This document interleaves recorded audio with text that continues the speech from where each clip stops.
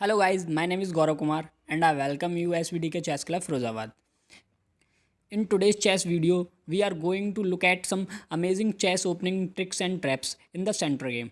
Before starting these tricks and traps, I would like to say this to you. If you have not subscribed the channel till now, then subscribe to this channel, like this video, share as much as possible. Now let's start the game. We are starts with king pawn opening. e4, e5, followed by d4, which is called the center game. The most common reply from black is to take this pawn, which is the accepted line. From here an aggressive move could be c3, which is the Danish gambit, but we are not covering that in this video. If you like to see a video on the Danish gambit, then let me know in this poll above. Now back to our game. E cross d4.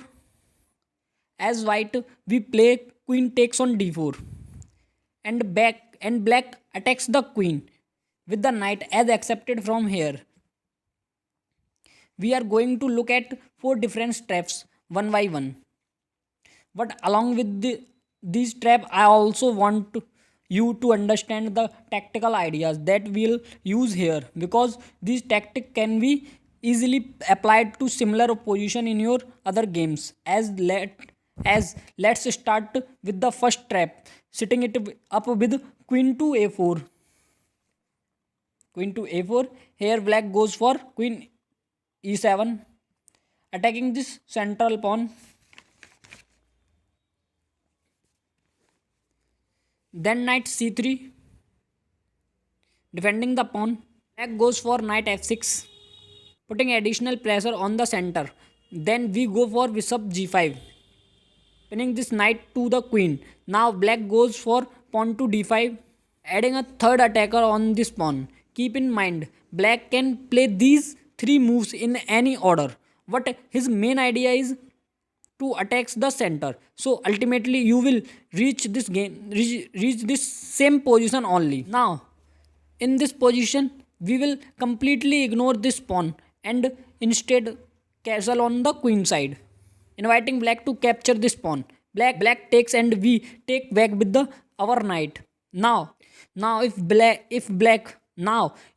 tries to be greedy and take our knight, then he is gone. Let me show you how.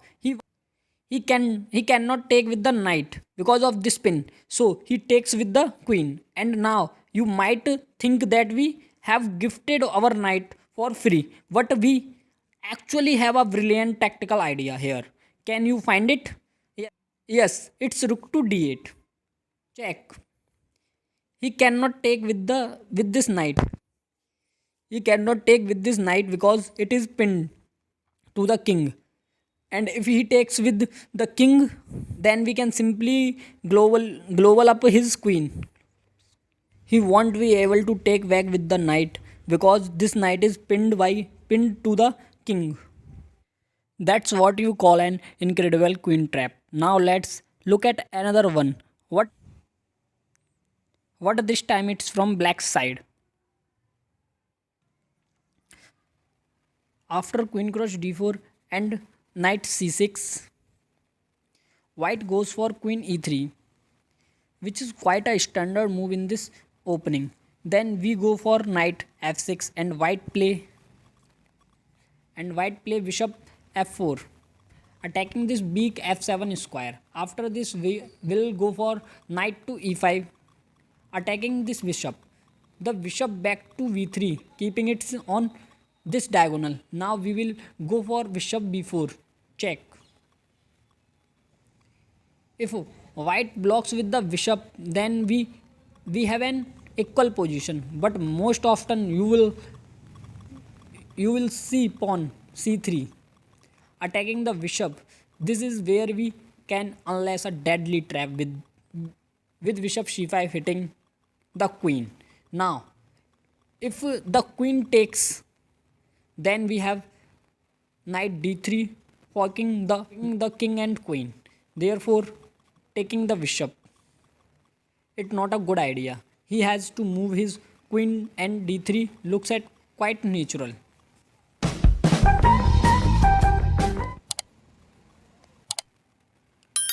Since it attacks this g7 pawn, but then we have another tactical idea. Can you find it? It's the stunning move bishop to f2 check, threatening both the knight, king and queen. If he takes with the queen, then knight d3 again is forking the kings and queen. And after bishop takes, if the king capture on f2, then we have the other knight joining in the action. Knight takes e4 check. White again wins the queen. Alright. Now let's look at another interesting trap that you can play as black. After queen d4, knight c6, queen e3, we straight away go for bishop b4 check. White blocks with the pawn. So we have to retreat our bishop. Now white has many options like knight f3, bishop b5, but bishop c4 is quite common. So let's go with that. In the center game, black is generally reluctant to play f6, knight f6, because of this pawn push. But at this point we can go for this move because there is a secret little trap here. After knight f6 is a secret little trap here. If white attacks with e5 pawn, instead of immediately move away your knight, just thinking it there to any way to ignore this threat and counter attack.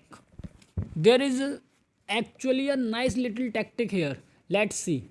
So we ignore this knight and go for a short castle. If white falls for this trap and takes our knight, then we have this beautiful move rook to e8 and white queen is gone. White cannot move this queen because it is pinned to the king. Therefore black wins the queen and ends up with a match winning advantage. Moving on, let's look at an incredible game where white used some interesting tactical ideas to checkmate the black kings. But before that, a quick reminder: if you want to enjoy more chess content like puzzles, fact, quitos, you can follow me on Instagram and Facebook. Alright, in the center game, after queen d4, knight c6, white went for queen e3 as usual. Then black played bishop b4 check. White blocked with the c pawn, attacking the bishop. Bishop goes back. Then come bishop c4 now. Black develops his knight to e7, preparing to castle. Then comes queen g3, attacking this pawn. Black simply castled and prevent any such threats. White did attempt bishop h6. Since black can easily defuse it by playing knight g6. Instead, white goes for h4, trying to control this square first. Sensing a strong attack, black wanted to shift his piece towards king side. He came h5 as accepted. Black moves his knight to e5, attacking the bishop, and here's where white came up with an absolutely mind-blowing combination. Can you find it?